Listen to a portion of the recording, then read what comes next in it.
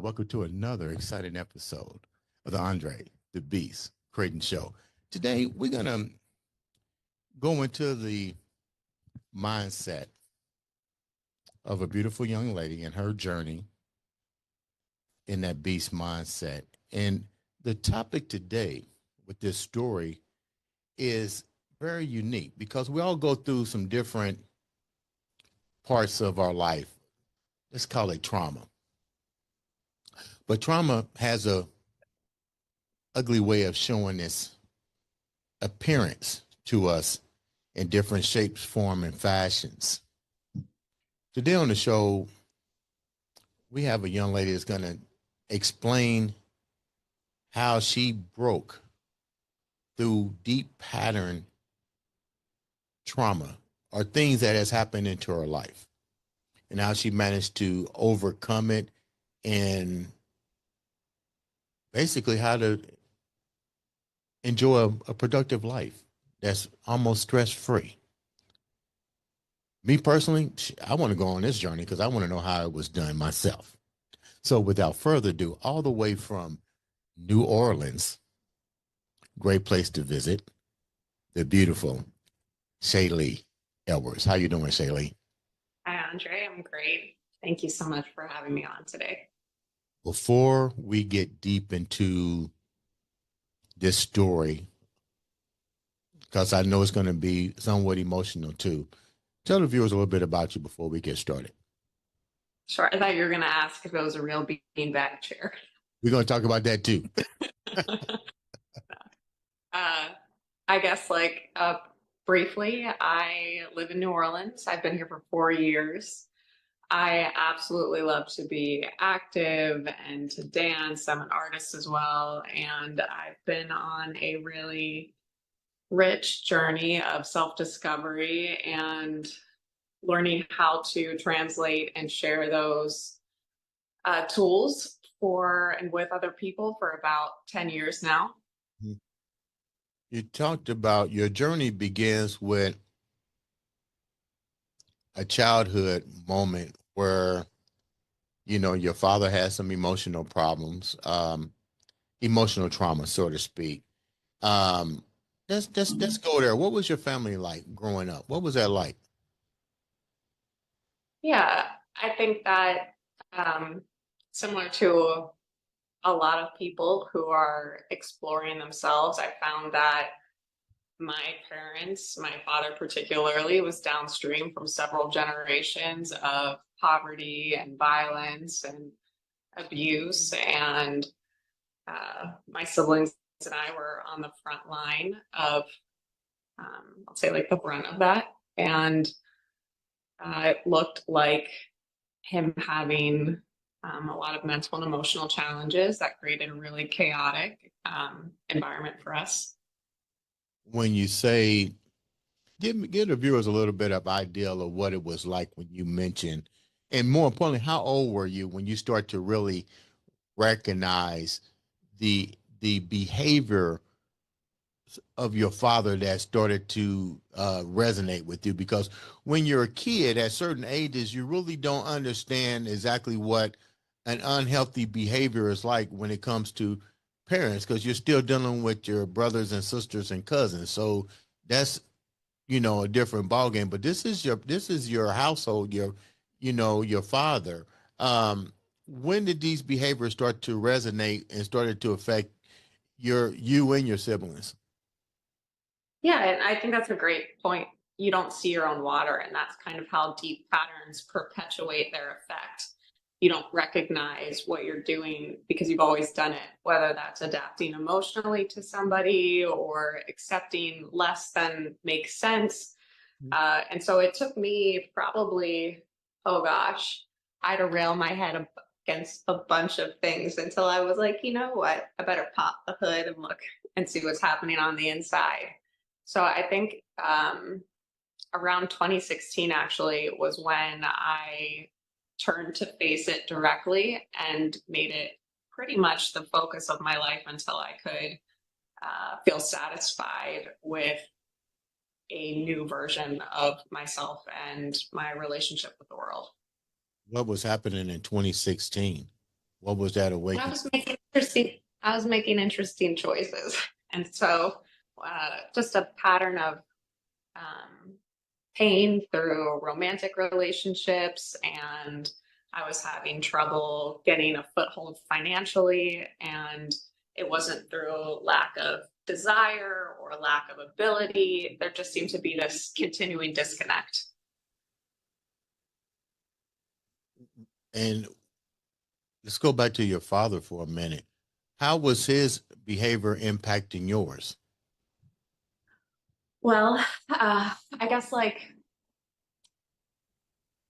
I think the most long-standing effect had been on my expectations around stability and emotional availability. Mhm. So he, being an alcoholic, being bipolar, created an environment that was very unpredictable. And also the way that he dealt with how he felt was lame. And in that sort of dynamic, being a bright young child, I sort of derived like, I must not, this must be who I am. And that's when we're looking at deep patterns, that's the deepest as far as I can tell, which is identity. Where was your mom? My mom was on the other side of the state. They divorced when I was 5, and my dad was able to get full custody of my sister and I.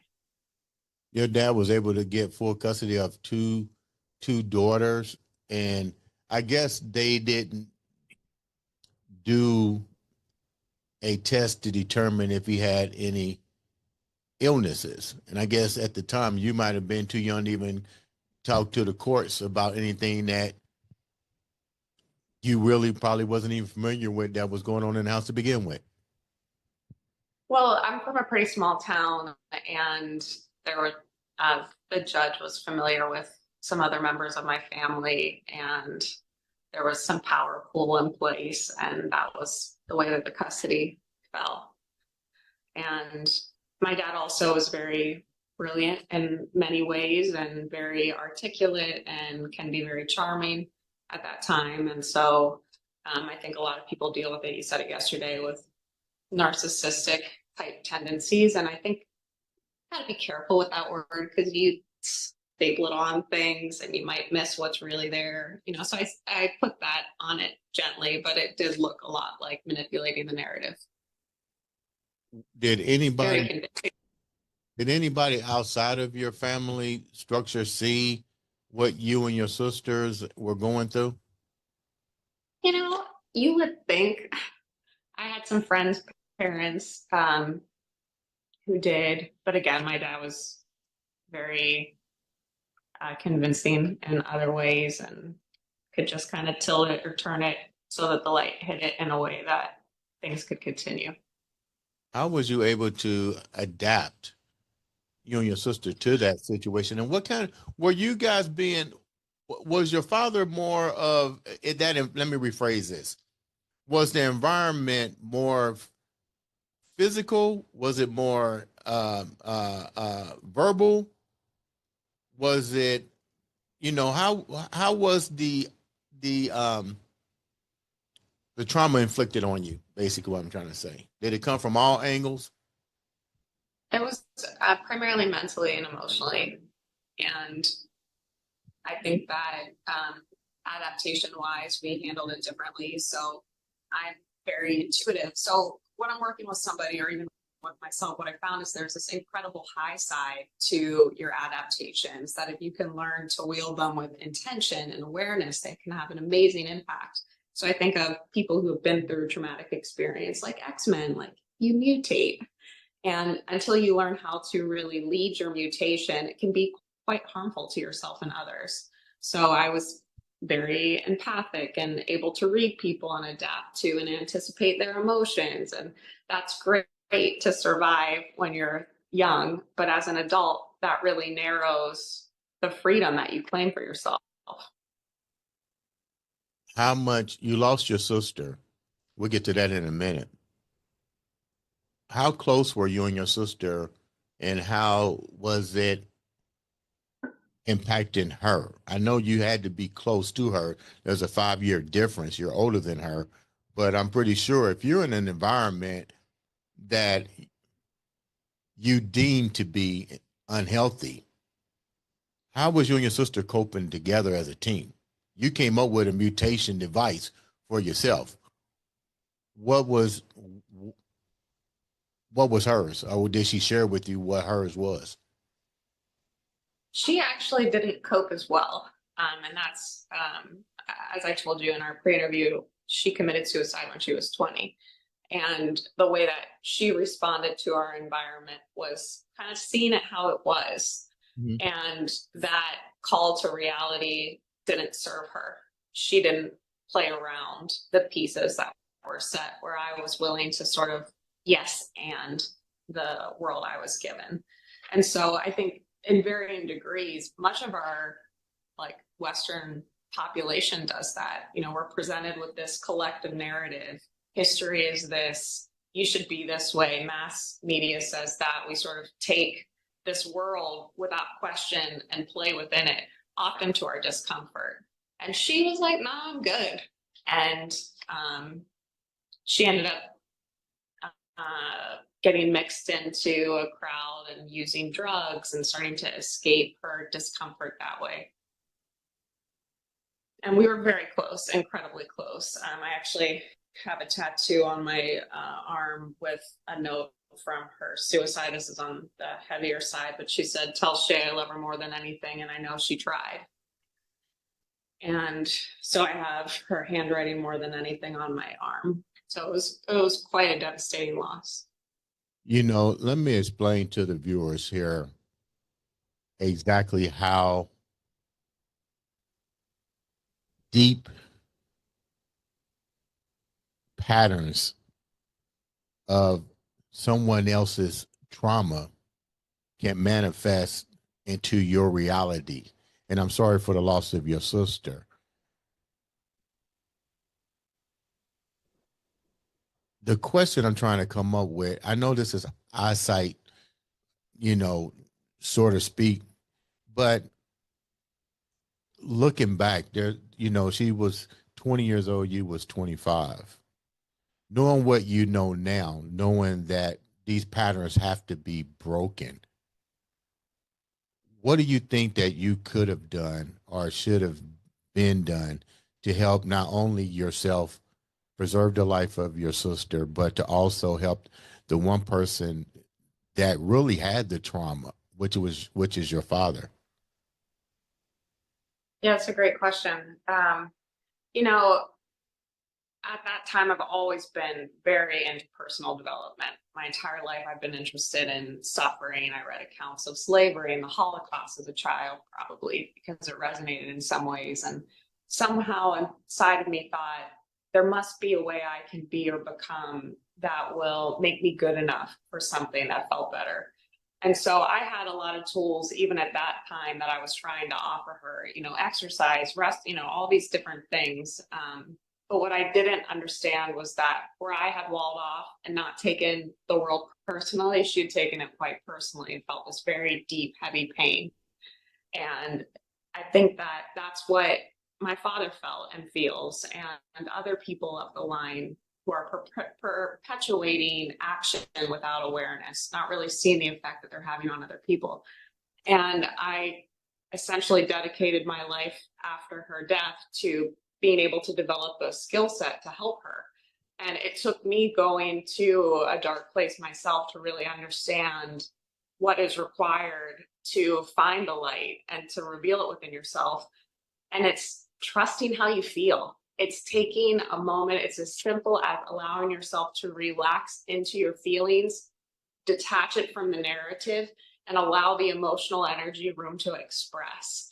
And so it's being with yourself without judgment. Every time we have a feeling and we think, oh, I shouldn't be mad, I shouldn't be sad, and we try to corral ourselves in a different direction without first honoring the initial feeling, we're denying ourselves, we're denying the worth of our experience, the presence that, and the essentially the seed of the wound upstream is that it's not okay for you to be, period. And every time you try to correct yourself, you try to deny your feelings, it's just compounding that initial idea, I'm not okay. I'm not okay as I am. And so in offering yourself presence to your experience, you actually create the opportunity to transform. Now, with someone like my dad who has more, let's say, like mechanical issues, I think that there's other things that he could seek, but evidencing your experience seems to be a good place to start and creating enough ground to be able to move forward. But energy cannot be destroyed, whether it's good, bad, or indifferent. It cannot be destroyed. And that's sad because individuals may not know what type of energy that they may have. One may overpower the other. Was your father still living upon the passing of your sister, or Yeah, he's still living. what was his? And I know this is probably touching, but I just got to ask these questions because I'm pretty sure the viewers would ask. I could just imagine the loss of my children. I may can't understand what I've done to impact them if I don't recognize that I have emotional baggage that I'm bringing into my family, and evidently he didn't, or it wouldn't have gotten to where it's gotten to. But you yourself, who've become a little bit more mutated, like you said, and you go to such a tragic a funeral of your sister and his child.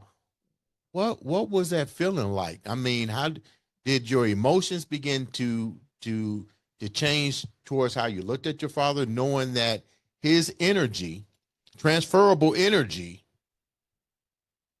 could have caused her to go here? Because you even went to a dark place. Did all this put you in a dark place? And if so, what was that dark place for you?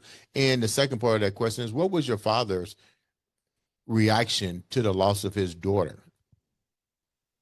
Well, I think starting with him, I don't feel comfortable speaking for him.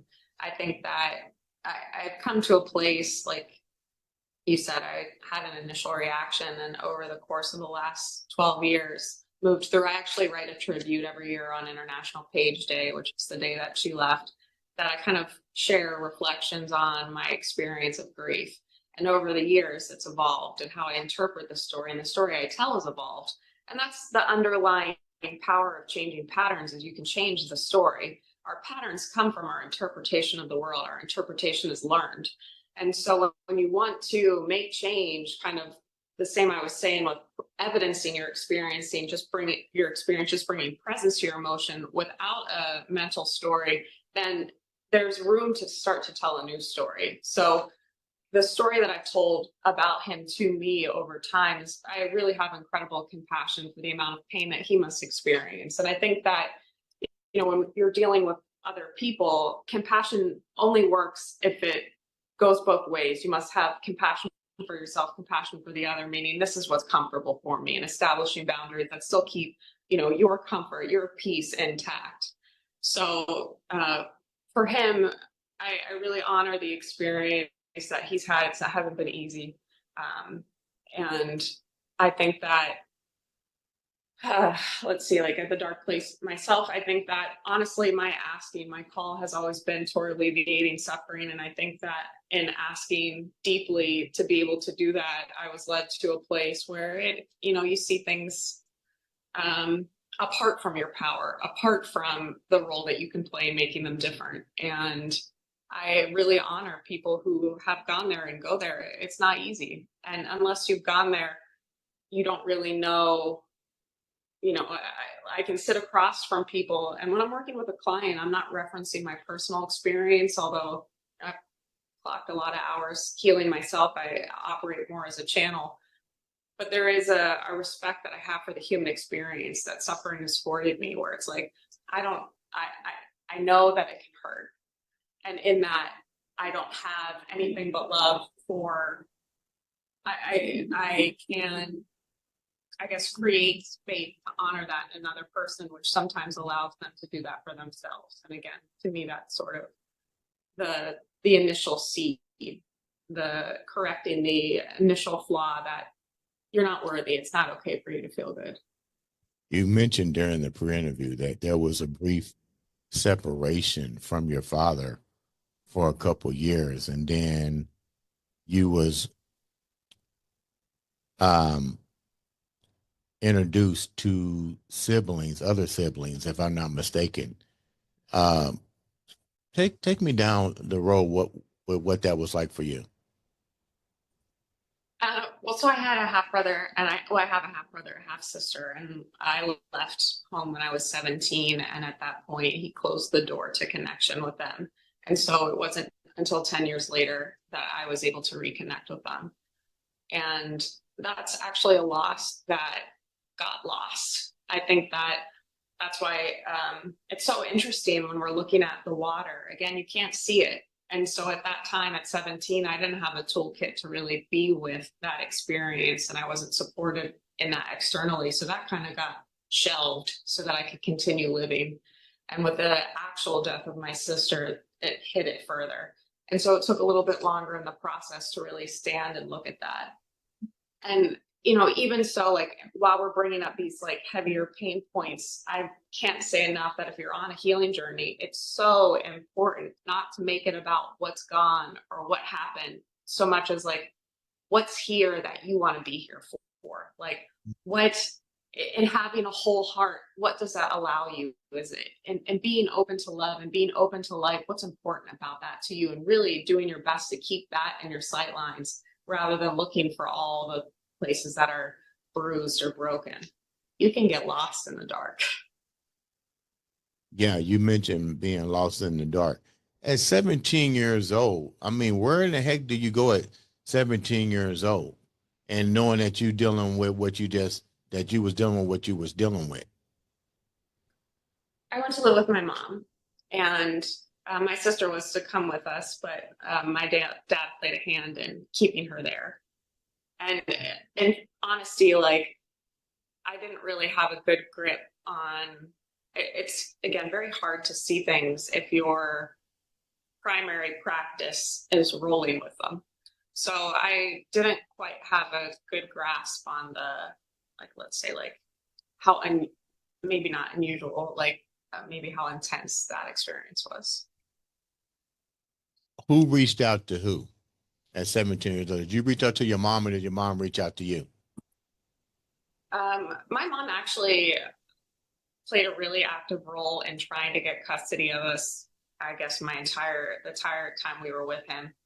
But that wasn't shared with us as children. Like, he wasn't validating that as happening. So at that point, I had really insisted, like, we need to, I didn't want to leave my sister there. And so before I went to college, I wanted us to go live with her. When you got a chance to be with your mom at 17 years old, what was that like for you with trying to understand what you was going through with your dad? I mean, because that had to be a change. Did she even have any idea of that's how your dad really was? Because usually, if there was a separation that involved custody, there's always two sides to the story.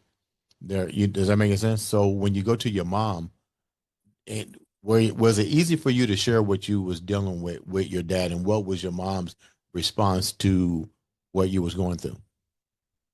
Yeah, she knew who he was, and she is a perpetual, uh, like, she's like a sunflower.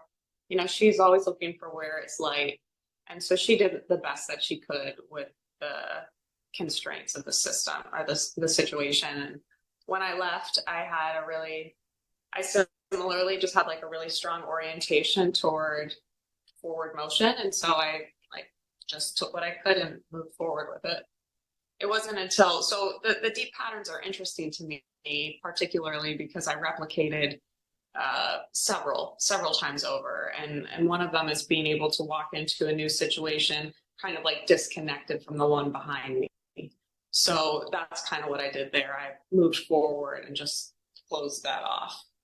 So if someone is working, if they suspect they might be in a deep pattern, again, the first step is just allowing the possibility that it can go a different way and letting that desire kind of like fuel. I drew a little graphic there, but I'll share with you if you're interested. But belief in an alternative is huge. And I think what you're doing is incredible and creating space for people to see overcoming. You know, once you know that it can be done, it kind of like it's a lighthouse on the shore. So showing instances of people overcoming things like that's real, that's life. And knowing that it can be done makes it possible for others. Out of these deep patterns, you mentioned something earlier, and I shared this countless times on this platform. Patterns will eventually dissipate if you put in the work. But a lot of people who see these things, first of all, there has to be awareness. And at a young age, there wasn't awareness. Awareness had to show its ugly face through a lot of the trials and mistakes or the patterns that you was duplicating to realize that they was unhealthy patterns. But my question to you is, knowing what you've went through, knowing your loss, and not only the loss of your sister, but you also lost some dear, dear close friends along this journey. I think through these journeys, there's always going to be what I call casualties of war, but let's just call it a energy war. Um, but with that said, how did you know which ones had to be addressed first?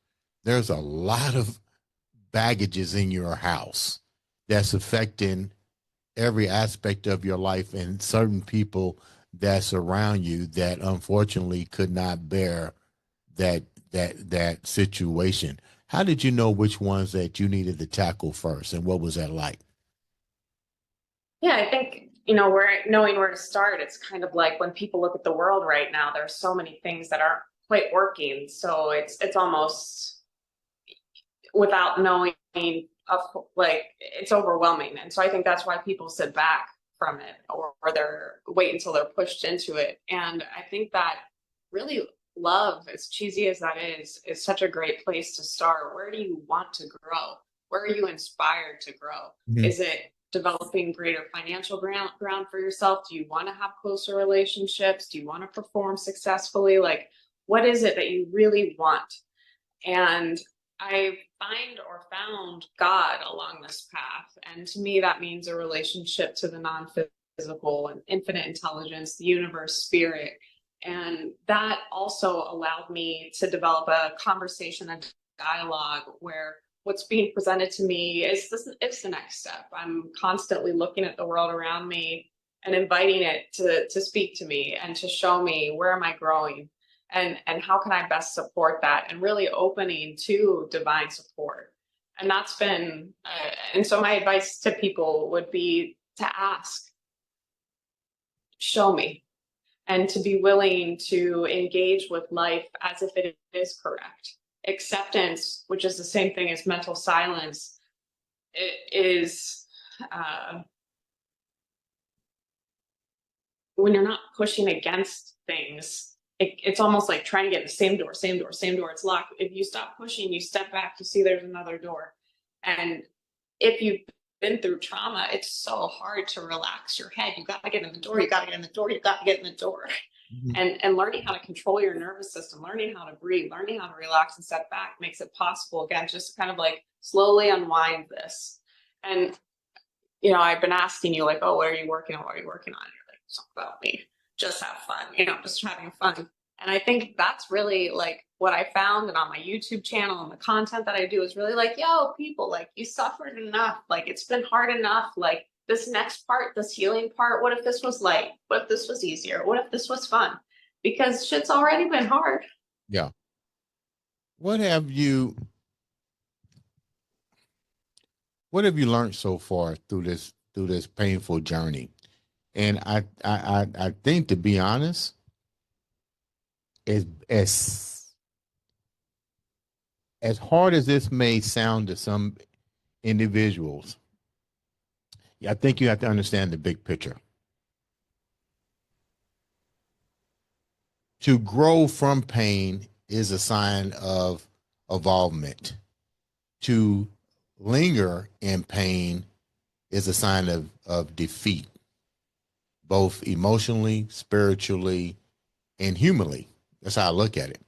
What's your take on this? You went through this journey. What are you most proud of with what you've accomplished and what you're doing for other individuals with your story and your artwork, which we're going to talk about in a minute? Well, I think it actually ties to one of the pre-interview questions around what am I proud of, softness and playfulness. And I think that when you have gone through something hard, it's like Iron Man. Like you build the suit to get out of the cave, to break free, to go out, and then you've got this cool suit like these X-Men adaptations that does all this cool stuff, but also separates you from regular life. And it's a process to take off the warrior gear and let life be a little different. Because as long as you're dressed as a warrior, you're gonna fight, and then that will be your life. And so I think becoming open again and willing to be fresh, to not be on guard, to allow myself to approach the moment with love and playfulness, like that has been an incredible accomplishment. To be here without all of that has been a really beautiful gift. You seem to always have your Iron Man suit on. even during the Me? even during the pre-interview. I'm like, okay, this ain't about me. This is about you. What is it like for you to take off that suit and be you? And more importantly, I can tell a lot of you is in your artwork. How did your artwork come into you taking off the Iron Man suit? Yeah, well, I think it's kind of like putting you in a position where your head really can't participate.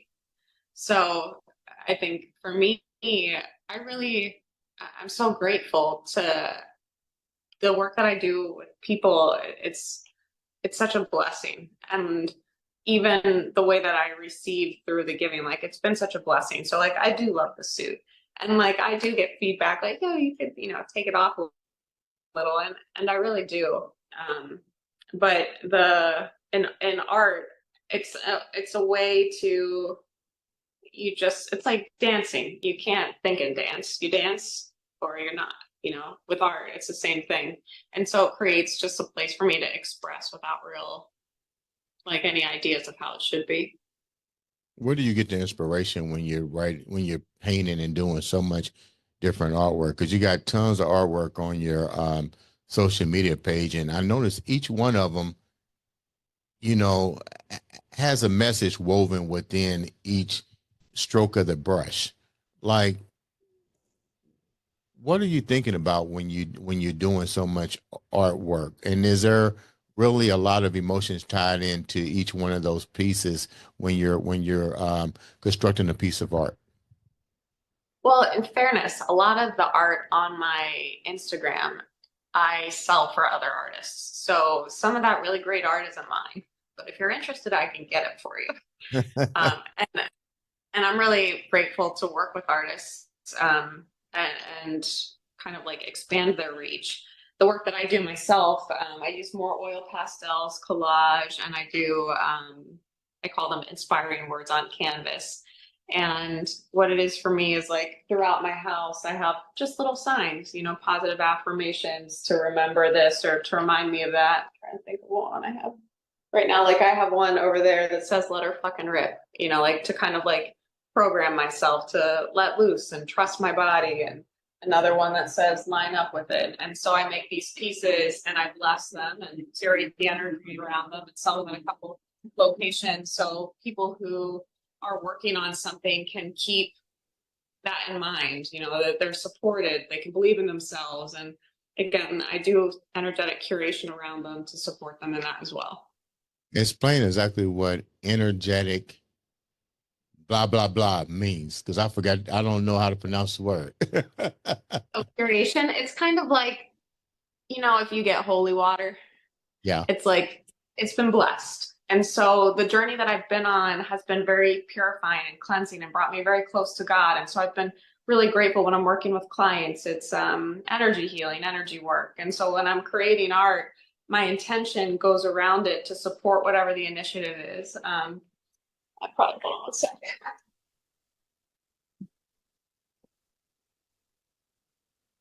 Like this one is just a simple, these are just simple little canvases that says you have the world at your doorstep.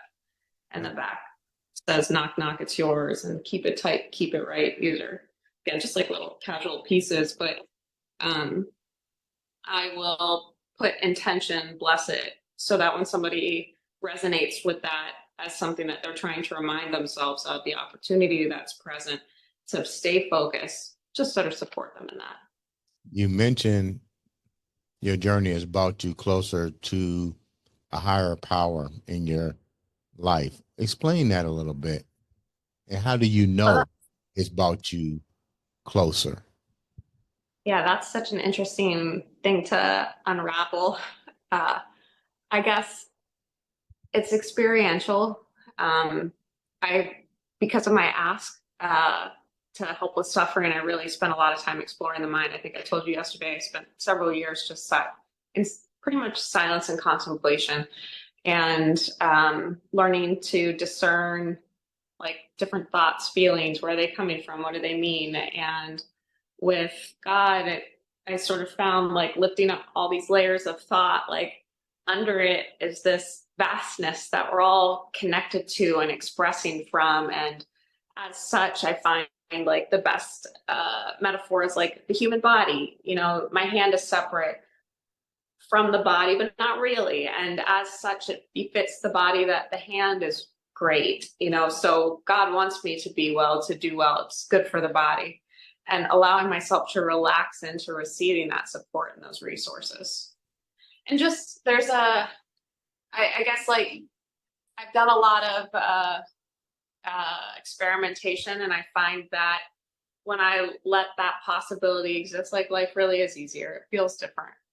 And so ultimately at the end of all of it, what I was left with is thankfulness. And I think you see that in people who do overcome challenging things, whether they're in a wheelchair or have cancer, or, you know, what you have left, you're so grateful for because you know what it is. And so I think too, it's just a relationship of love, like unconditional love of life. Like, thank you. Like I am. You deal with a lot of people. What do you find is the most common thread that these individuals that you've come in contact with and that you work with all have in common as it pertains to their trauma and their recovery? Oh, yeah. I guess it's lack of trust in self or lack of trust in life. How do you get them past that? Well, I show them that it's sort of uh, silly to think that way. So a lot of the beliefs that hold us in place are like that elephant tied to a plastic chair. You know, it started out tied that way and then it stays there because it thinks it can't move. So with clients, really all I'm ever doing is illustrating the unreality of some of the stories that they tell themselves.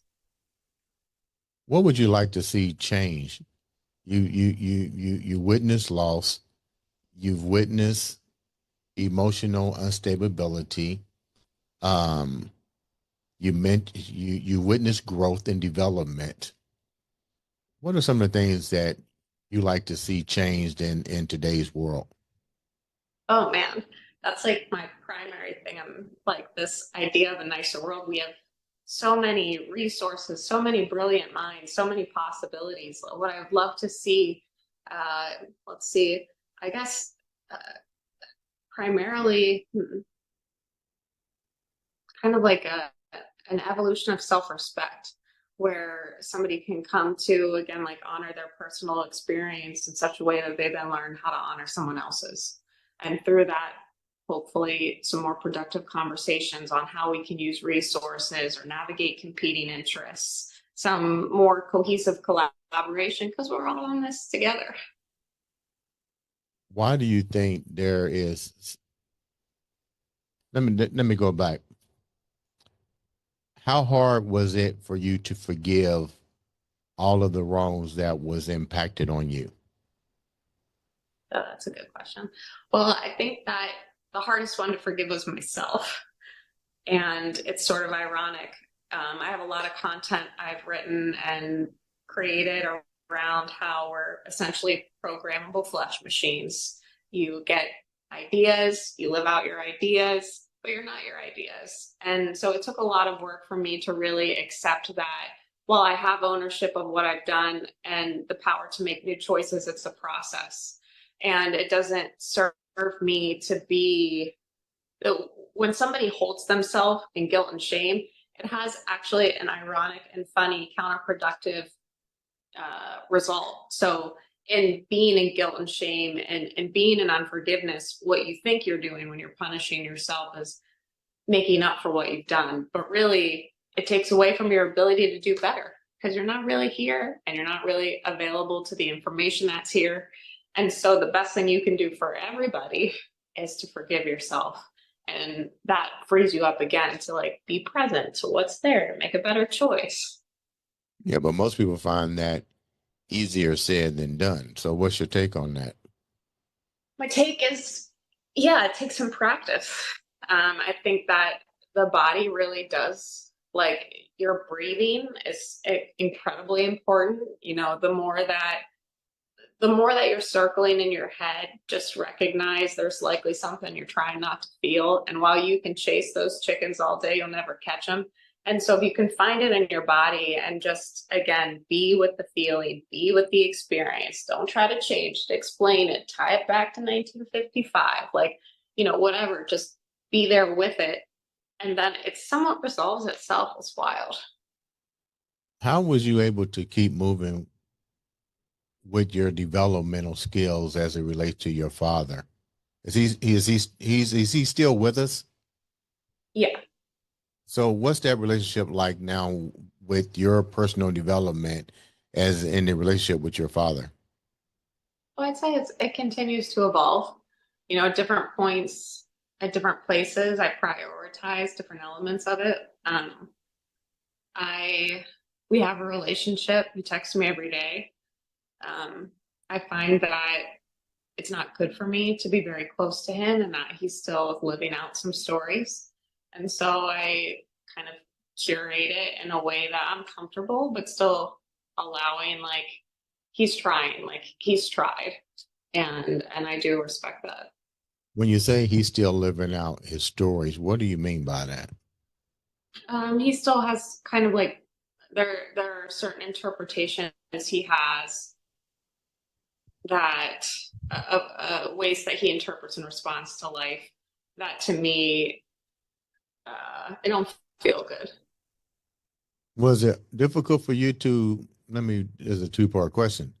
Did you ever open up your emotions to your father? And if it was, how difficult was it for you to do that? Because a part of life's journey through this is unleashing that emotional negative energy to some degree. And when you did do it, it had to be both painful and an enlightenment at the same time, but you had to give it to him. So what was that like?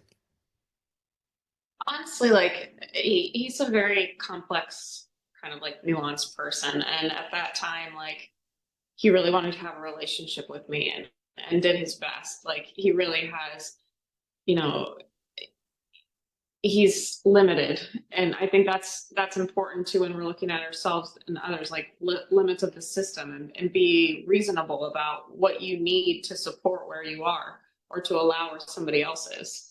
And so he has at different points like apologized profusely and taken ownership from the view that he has. Is it different than mine? Yes, but I guess again, like I don't know if you can notice, but like you're like, hey, how about your dad? And I'm like, well, let's steer it this way. Like you're like, hey, and it's because I've really worked. I want to be in charge of my story now. Like these are things that these are things that I've experienced, that I've contributed, that I've done my best to turn into something beautiful and useful. And if I continue to hold on to what created those things, like I don't have room for anything else.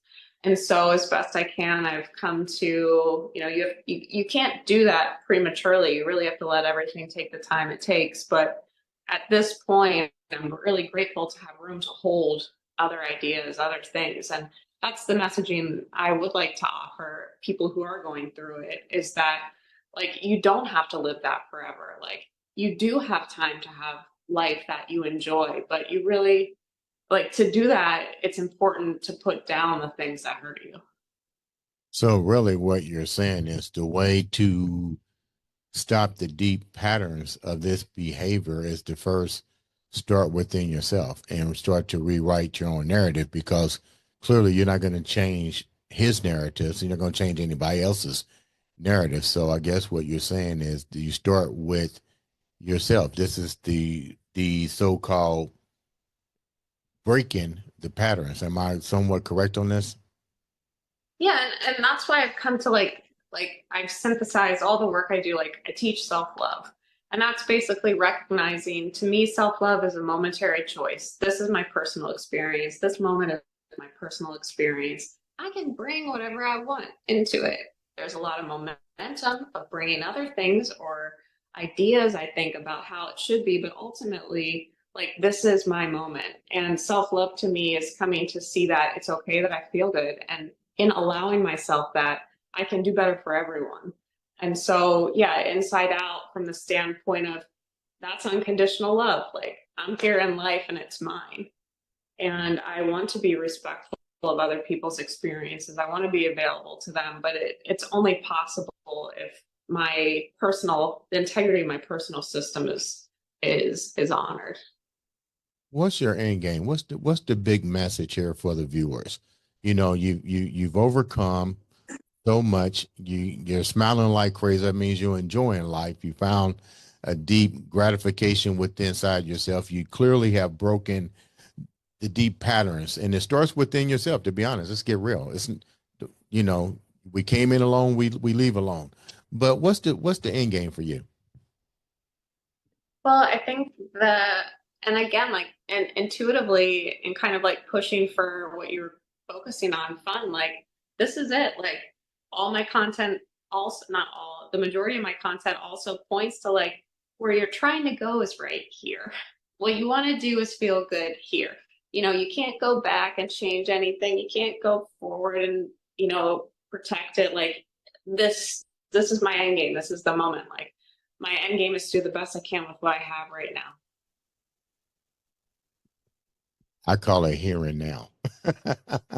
Yeah, the here and now, like have a good time. Like it doesn't have to be, it doesn't, like, I think with trauma, you get so used to things hurting that it's comforting. And to be without your pain creates a need for an identity change.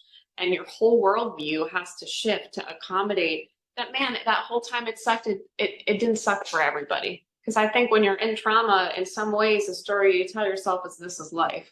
And it's not to say that everyone doesn't, most people don't encounter something, but there is room to be brighter and lighter and to have a more harmonious experience of life.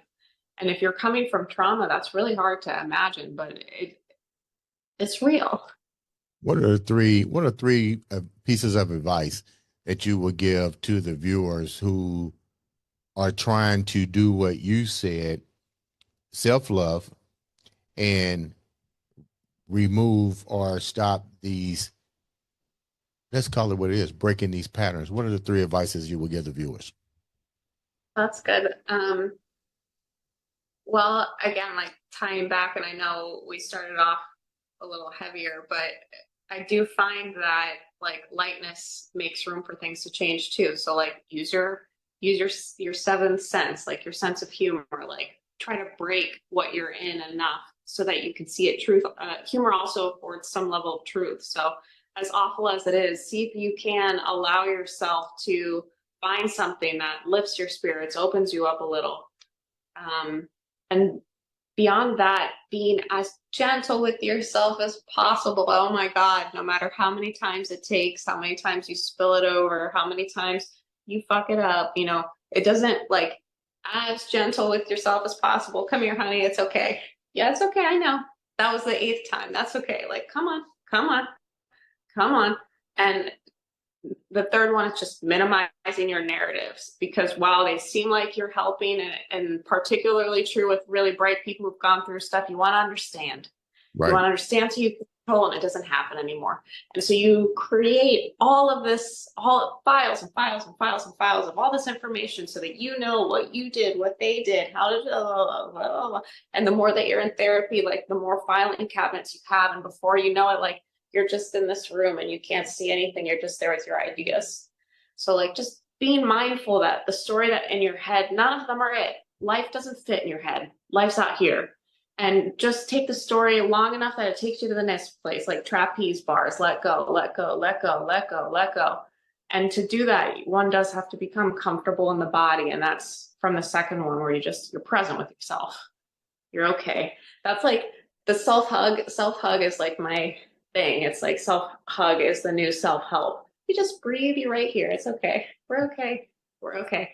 Like this is my plan for world peace. Okay. You're okay. You're okay. That's a good plan too. I hope that they take heed to it and employ it in today's conflicting world of worlds. Before we leave, how can the viewers reach out to you and support what you're doing? Thank you. Thank you. They can find me at habitbook.com or on Instagram, Shaylee__Edwards. And from either of those places, you can find all of my links. You know, Shaylee, thanks so much for coming on and sharing a beautiful story of beautiful, let me call it what it is, self-love. That's just pretty much what it is. It's a beautiful story of self-love. Ladies and gentlemen, this has been another exciting episode of the Andre the Beast Crayton Show.